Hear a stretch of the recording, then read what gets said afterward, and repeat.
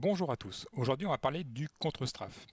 Si vous avez suivi ma précédente vidéo, vous devriez savoir qu'en mouvement, vos tirs ne sont absolument pas précis. C'est d'autant plus vrai avec les armes principales que sont les rifles, FAMAS, Galil, AK, M4, AUG, SG. Avec un PM ou un flingue, c'est moins le cas, et vous pouvez alors faire ce qu'on appelle du run and gun. Avec une AK par contre, c'est pas du tout possible. Si je tire en étant en mouvement, ma balle atterrit à peu près n'importe où. En haut à gauche de l'écran de la vidéo, vous pouvez voir la vitesse de déplacement de mon personnage, illustrée par VEL 2 points. VEL, vélocité. En bas à droite, vous pouvez observer mes touches de direction. Il faut bien être conscient que ce n'est pas parce que vous arrêtez d'appuyer sur une touche de déplacement que pour autant, votre personnage s'arrête immédiatement. Vous voyez que lorsque j'arrête d'appuyer sur la touche de direction, mon personnage bouge encore pendant à peu près une demi-seconde. Ce qui veut donc dire que si j'arrête malgré tout de me déplacer, donc que j'arrête mon strafe et que je tire juste après, je ne vais pas être précis pour autant.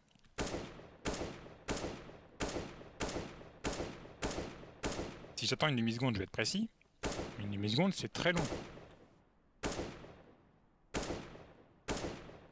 C'est là qu'intervient le contre-strafe.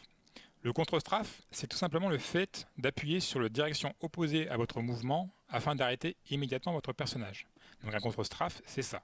Vous voyez, j'appuie sur la direction opposée au mouvement de mon personnage. Ça permet d'arrêter immédiatement le crosshair. Même s'il y a une animation au niveau de l'arme, le crosshair, lui, s'arrête tout de suite. Et dans ce cas-là, je vais pouvoir tirer précisément, dès la première balle, sans avoir à attendre une demi-seconde.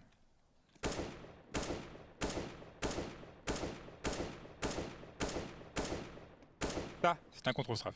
Il faut bien comprendre que la meilleure opportunité que vous avez de mettre une tête à votre adversaire, c'est sur la première balle d'un spray ou d'un burst. Par conséquent, si vous ne faites pas correctement votre contre-strafe, ou tout du moins si vous n'êtes pas conscient du fait que le mouvement de votre personnage ne s'arrête pas immédiatement après avoir arrêté d'appuyer sur une touche de direction, vous diminuez largement vos chances de remporter vos duels. Alors, le cas le plus concret du contre-strafe, et là où il est le plus utile, c'est dans le cas d'un shoulder picking ou corner picking. Donc quelque chose comme ça, vous voulez pré-shot une position un peu éloignée, et vous ne voulez pas rester visible trop longtemps. Dans ce cas-là, vous pouvez faire ceci, ce qu'on appelle la technique du ADADA, donc simplement ADADA, parce qu'en anglais, sur un clavier QWERTY, c'est A et D des touches direction.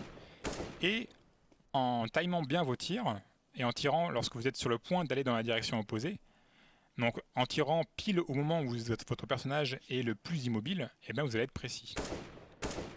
Donc c'est un coup à prendre. Vous voyez que je ne fais pas parfaitement. Mais si vous tirez au bon moment, vous allez être précis, tout en restant en mouvement pour vous remettre à couvert. Donc pour pré-shot, il est important de faire du contre-strafe.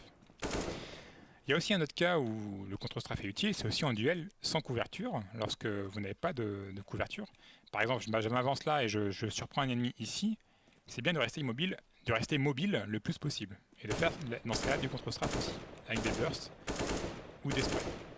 Alors ce qui est important lorsque vous faites ça, c'est de rester le plus, on va dire, imprévisible. C'est-à-dire pas forcément faire droite, gauche, mais faire droite, gauche, gauche, droite, droite, gauche, droite, gauche, gauche.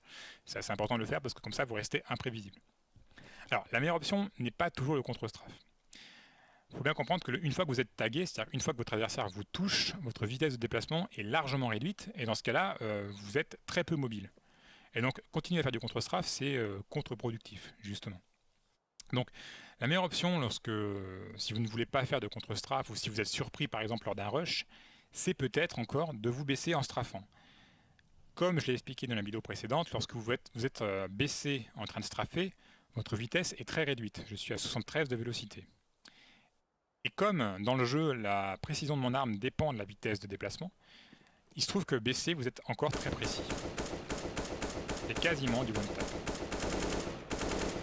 Dans ce cas-là, vous pouvez du coup faire un spray de qualité tout en restant un minimum mobile. Donc ça, c'est encore la meilleure option qui s'offre à vous lorsque vous êtes surpris ou lorsque vous n'êtes pas en position pour faire du contre-strafe. Voilà. Mais si vous voulez éviter de vous baisser, il ne reste plus qu'à vous entraîner au contre-strafe.